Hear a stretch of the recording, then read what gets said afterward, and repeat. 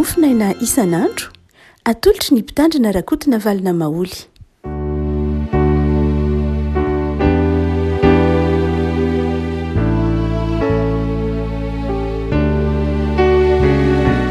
Fanorahabatsika revako malala tratra ity zoma fahatelo amby roapolo ny volana jona ity ny mofinaina valahatry ny foibe ny sekolah atsika ry avako dia ny soratra masin'ny filazantsara Lioka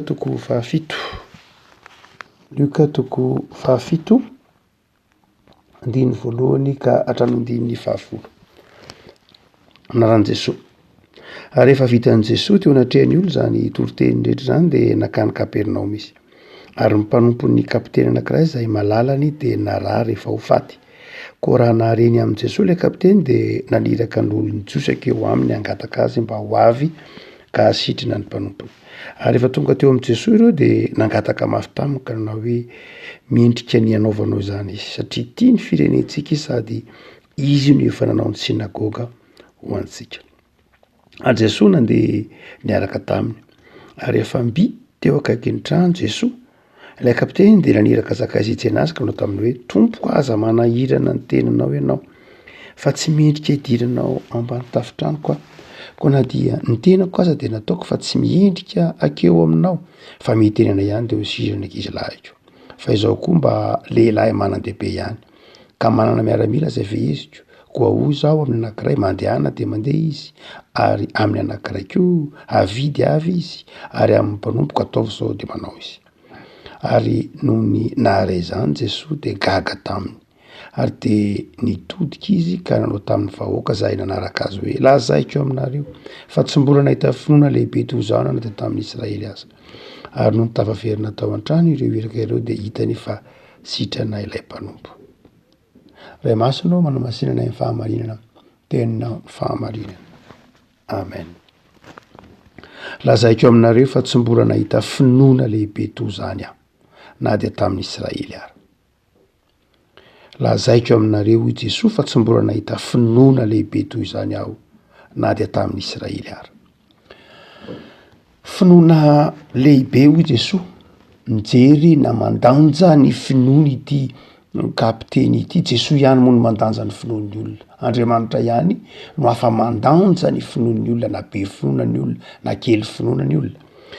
Jesosy rehefa nandanja nijery ny finoan'ity le raha ity dia hoy izy manao hoe tsy mbola nahita finoana lehibe toy izany na dia teo amin'ny Israely ary.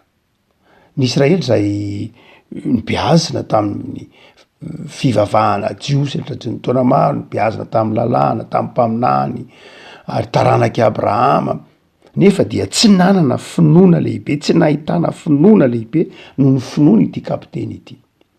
Iny rehefa malala no mahatonga an'i Jesosy ary niteny ny finoana ity kapiteny ity ho finoana lehibe.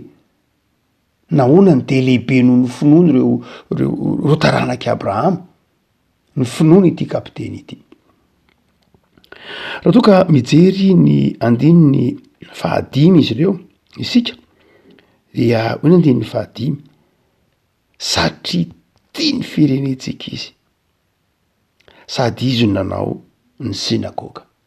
Finoana tia firenena, finoana tia sinagoga, finoana tia firenena, finoana tia fivavahana, finoana tia tanindrazana, finoana tia ny asan'Andriamanitra, finoana tia olona.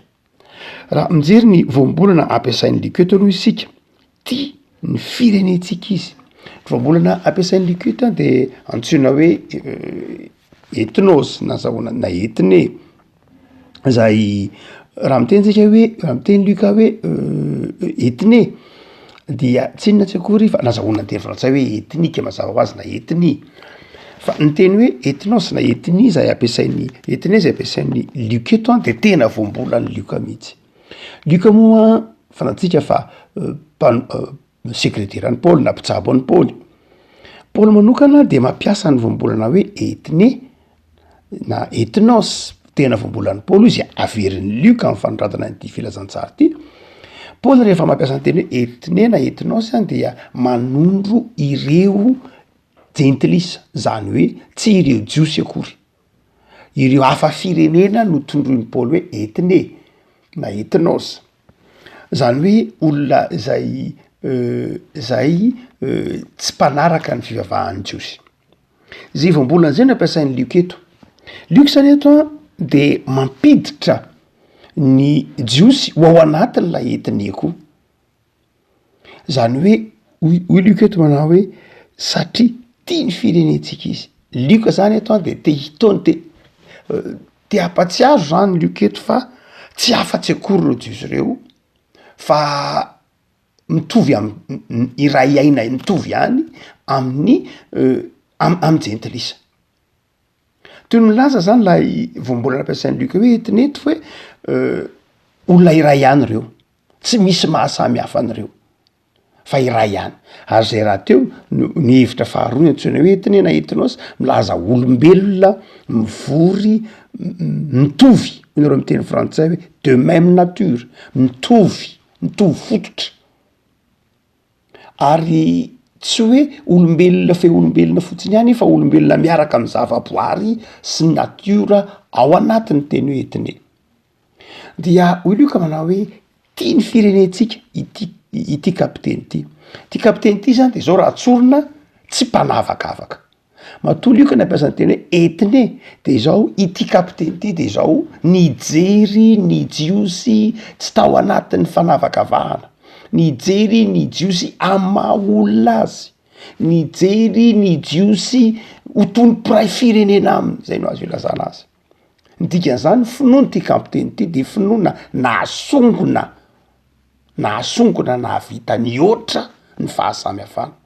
Tsy nietreritra reto jiosy reto hoe olona fehezina, tsy nietreritra reto jiosy reto hoe olona andevo, tsy nietreritra reto satria tsy fantatsika fa ny romanina dia empire ny jiosy kosa de firenena kely politika kely ny tata amin'ny firenena romanina, fa tsy nietreritra ny fahakelezany reto jiosy reto zany ity miaramila romanina ity, fa nametraka azy toy ny mitovy laharana aminy, ho toy ny etine mitovy aminy ihany. Nananaiky koa ity romanina ity ho etine tahaka ny reto jiosy reto koa.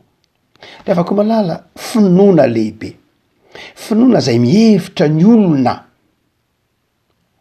zay amaha olona azy feno, finoana mahavita manafoana ilay maha izy azy ny tena. Romanina be voninahitra nefa de manaiky hitovy laharana, tsy manavaka ireto jiosy reto, tsy manava tena akory aza. Ary izay mahatonga Jesosy ny teny hoe tena lehibe ny finoana ty kapiteny ity. Raha kapiteny romanina hafa de zao nanao herisetra, tsy mirahaраha reto jiosy reto amy mahajiosy azy na herim-pamoretana, nanambany ny tsara, tsy niara-monina tamin'ny akory ny toka-toerana, fa tsy zany ity miaramila romanina ity. Olony fanetretena izy. Ary tsy hoe olony fanetretena fotsiny fa ilay voambolana ampiasainy eto diny hoe tia ny firenentsika izy.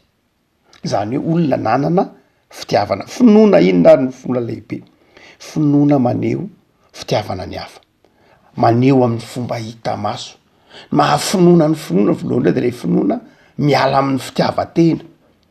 Mamaiky ity miaramila romanina ity de tsy ny tenany fa ny fireneka hafa, ny hafa. Atao majeo tsara ny andiny manao hoe tia nanorona ny sinagoga izy. Zava-dehibe mihitsy ny teny hoe nanorona ny sinagoga izy amin'ny Luc. Ny sinagoga dia toeram-pivavahana izay ivelan'ny Jode satria ny tempoly de raha ihany, fa ny sinagoga kosa de toeram-pivavahana any ivelan'ny Jode mba ahafahan'ny olona mamaky ny jiosy mamaky zotra masina, mpianatra zotra masina, sorona tsy ataony amin'ny sinagoga tsy akory fa ny sinagoga dia toeram-pivavahana ahafahana mandalina sy mianatra ny torana ny lalàna. De nanorona izany ity kapiteny ity. Be fitiavana izy, tsy nanavaka ny finoany jiosy izy lafisaratsana hoe kapiteny romanina de mianina amin'ny sampy romanina, mpanompo sampy izy, tsy edikevitra mihitsy zany mpanompo sampy izy satria miaramila romanina. Alohan'ny anaovany antsoina hoe maha miaramila azy de mianina eo anatrehan'ny sampy izy na eo anatrehan'ny mpitondra romanina. Ny avin'ny teny hoe sacramentum zay nazahoana ny teny hoe sacramenta de fianianana ataon'ny miaramila romanina eo anatrehan'ny amperora. De tahak'izay koa miaramila romana de menina manao voady ary manompo ny sampiny ary de ity miaramila romana ty zany de tena tsy azo tsy hoe pino ny avena pino ny jehova loatra tsy zay fa tena mpanompo sampy nefa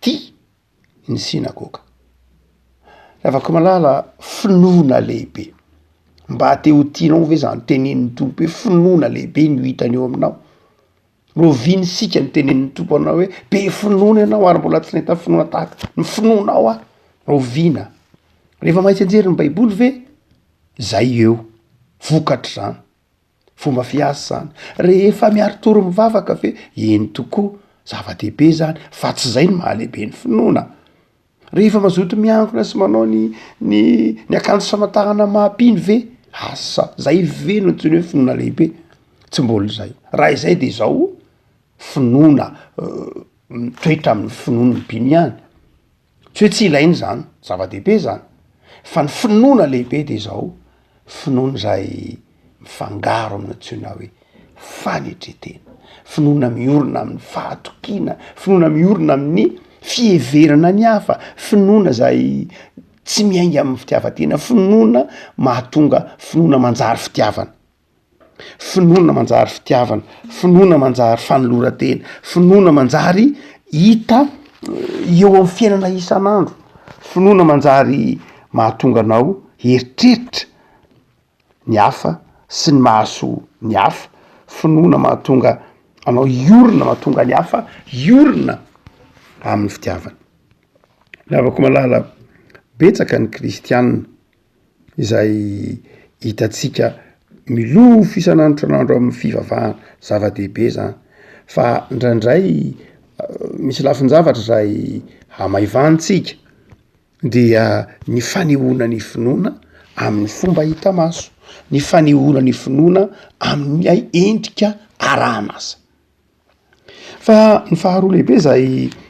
mahalehibe ny finoana ity mpanompon'Andriamanitra ity lehilahy tany Kapernaoma lay kapiteny ty rehefa ko malala de izao koa rehefa niona tamin'i Jesosy izy rehefa niona tamin'i Jesosy izy de hoy izy mitenena de ho sitrana ny ankizilahy iko finoana ny fahefana Jesosy finoana ny fahefana ny tenin'Andriamanitra finoana ny fahefana ny tenin'Andriamanitra resaka momba ny ataontsika hoe etinetsika teo ao amin'ny baiboly a de testamenta vaovao ny teny grika de be dehibe ny lazana ny teny hoe firenenana vahoaka ohatra ny teny hoe plétos nazahoana ny teny frantsay hoe plétor dia milaza koa zany hoe vahoaka ny teny hoe eklesia zay anjarana ampiasana ny teny hoe fiangonana eglizia de laza miteny hoe vahoaka ny teny hoe damos na demos teny hoe vahoaka teny hoe demos na zay nazahoana ny teny hoe demos nazahoana ny teny hoe démocratie nazahoana ny teny hoe démagogie ny teny hoe démagogie de avy amin'ny teny hoe demos démagogos ny teny hoe démagogos dia ireo olona mpitarika ireo olona mpitarika ny vahoaka mpitondra ny olona antsoina hoe démagogos avy amin'ny teny hoe demas na demos dia fa zany hoe fa lasa ny vilalana moa le tany lasa péjoratif théorie lay teny hoe démagogos na démagogie fa ny teny hoe démagogie de avy amin'ny teny hoe demos na damos mitovy ihany ny teny hoe endemos ny teny hoe pandemos teny hoe endemos endémique ny teny hoe pandémie de avy amin'ny teny hoe demos dao zany rehetra zany izay misy koa ny teny hoe laos izay zay vahoaka koa reo misy miteny ko hoe inona koa oclos ko zay mbola lazaina koa hoe vahoaka be dehibe ny vahoana ampiasain'ny soratra masiny testamenta talo testamenta vaovao voabolana teny grika izay ilazana ny teny hoe vahoaka fa hotsika teo hoe ny vahoaka dia miivo amin'ny olona aloha ary eto de manamafy an'izay tsara liko manao hoe zava-dehibe aminao nge ny olona Jesosy zava-dehibe aminao ny olombelona tsy lay rafitra tsy lay elanelana tsy zay ny zava-dehibe aminao fa lay olona de mitenena fotsiny ihany lay kapiteny ty de zao nanana finoana ny herin'ny teniny Jesoa, nanana finoana ny herin'ny teniny Jesoa. Avako malala finoana mino mifamatotra amin'ny tenin'Andriamanitra. Tsika aty amin'ny taonjato fahenina ambin'ny folo vao nivandravandra tao anatintsika ny teny hoe sola scriptura, hoe ny tenin'Andriamanitra ihany. Fa ity kapiteny ity de 500 aloha 500 taona alohan'ny sola scriptura de efa nyteny manao hoe mitenena ihany, ny herin'ny teninao ihany. Protestante alohan'ny protestante ity kapiteny ity. Protestante azo lazaina hoe protestante alohan'ny Martin Luther, protestante alohan'ny Calvin, mpanitsy fivavahana alohan'ny mpanitsy fivavahana, mitenena ihany, ny teninao ihany, ny herin'ny tenin'Andriamanitra, ny fahefan'ny tenin'Andriamanitra. Zany no ty kapiteny ity. Zay mahatonga an'i Jesoa ny teny manao hoe lehibe ny finoana, satria mino ny tenin'Andriamanitra izy. Tsy ilay Jesoa ara-tantara ny zava-dehibe taminy, hoe mila mikasika anao mila miditra atao trano tahaka ny Zakaiosy, hoe mila miditra atao trano Jesoa natahaka ny finoana lehibe, fa mila mikasika azy natahaka ny finoana olona hoe mila miatrano anatiny mihitsy Jesoa. Fa Jesoa fa kapiteny manao tsy anao amaha-olombelo amin'ny maha-Andriamanitra sady olombelo anao ange. Fantatro fa tsy mendrika hidiranao azy satria maloto maloto ara-panahy lay kapiteny satria jentilisa izy. Raha vao miditra ao an-tranony jentilisa Jesoa de maloto. Ary hafahafa be ny jerevan'ny vahoaka any Jesoa hiditra ao an-tranona miaramila romanina. Hafahafa be ny hitazanany olona iny eny Jesoa niditra tao anatina tranona jentilisa naninona tao ary izy sy ny sisa rehetra. De fantatra le kapiteny tsara zany, tsy voatery hiditra ato amiko ianao. Manjary miteraka olana indray ho anao ny fahitan'ny olona anao miditra ato amiko. Hoe maloto ianao, sao de laza tsara ny olona inona indray ianao miditra ato amiko. Fa izao mitenena fotsiny de sitrana ankizilahiko. De avako malala any amin'ny bokin'ny Genesis toko voalohany ny teny hoe dabar de zao matoa teny hoe de miteny de zao rehavako malala zava-dehibe ara ny herin'ny tenin'Andriamanitra. Ary nino izany ity kapiteny ity? Finoana miorina amin'ny tenin'Andriamanitra. Finoana miorina amin'ilay hoe ny fandraisana amin'Andriamanitra de ny teniny. Finoana tsy miorina amin'ny zavatra hita maso, finoana tsy miorina amin'ny fahagagana, fa finoana miorina amin'ny fahatokiana fotsiny zao ny tenin'Andriamanitra. Hoe rehefa miteny Andriamanitra de tanteraka. Afaka malala afaka miteny aminao finoana lehibe ary zay mihitsy afaka miteny amintsika Andriamanitra hoe be finoana ianao satria matoky ny tenin'Andriamanitra, satria mino ny tenin'Andriamanitra. Ny famerimberentsika eto amin'ny toroteny afaka malala de ny toroteny lay lehilahy anankiray antsoina hoe Chrysostome na Saint Chrysostome izay eveka tamin'ny fotoan'andro tamin'ny Afrika avaratra iny, zay nanao toroteny manao hoe ny antsoina hoe finoana de izao fiazonanao an'Andriamanitra amin'ny vavany, fiazonanao amin'Andriamanitra amin'ny teniny. Rehefa miteny Andriamanitra de minofa ho anao zany. Ary rehefa miangona ianao ka mahandretsodrano hoe tayanao aneny tompoka hiaro anao de zao azony zay. Hoe ny tao am-piangonana androany Andriamanitra nandretsodrano nandre tenin'Andriamanitra, ny teny manao hoe hitay anay ianao zany de zao tsy maintsy mitay ahy ianao.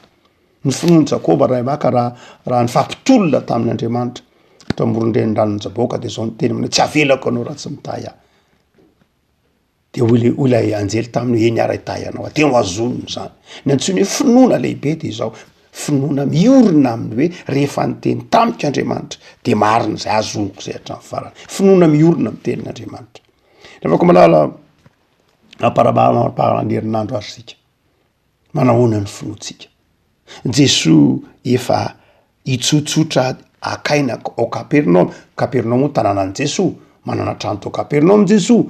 Dia avy ny toroteny Jesoa io ka avy ny asa izy, avy nanao zay fanasitrahana maro samihafa izy. Iny Jesoa tonga ao Kapernaoma aninona hiala sasatra nga, hipetrapetraka nga, hidinidinika nga, aeona amin'ny mpianatra nga, hanao fampianarana ny vahoaka nga, ao anatin'izany fotoana mba mipetrapetrahana ny janonany, ny verenany eo amin'ny tranony ao Kapernaoma zany, ny tonga ny afatra manao hoe miaingafa misy olona zay tiany marary.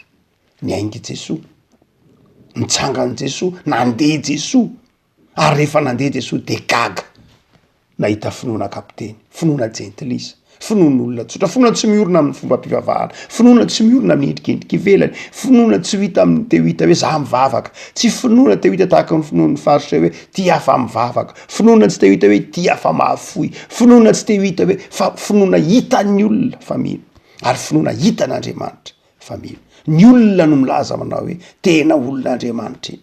Tsy izy no miteny hoe za ke mpanompon'Andriamanitra zaho, nareo fa tsy mahafantatra azy, za ke mpanompon'Andriamanitra za, tsy finoana mirehare tahaka zany, fa finoana tsapan'ny olona fa ao aminao. Lavako malala engany ho anam-pinoana miorina amin'ny tenin'Andriamanitra ianao, anam-pinoana miorina miatraika amin'ny fitiava-tanindrazana, miatraika amin'ny fitiavana ny hafa, finoana miatraika amin'ny asa fanompoana, finoana manjary asa fanompoana, manjary fahafoizana, finoana manjary fitiavana namana, fitiavana firenenany ny finoana. Ivavaksika tompo misaotranao zahay noho ny amin'ny fitiavanao zay mamangy anay.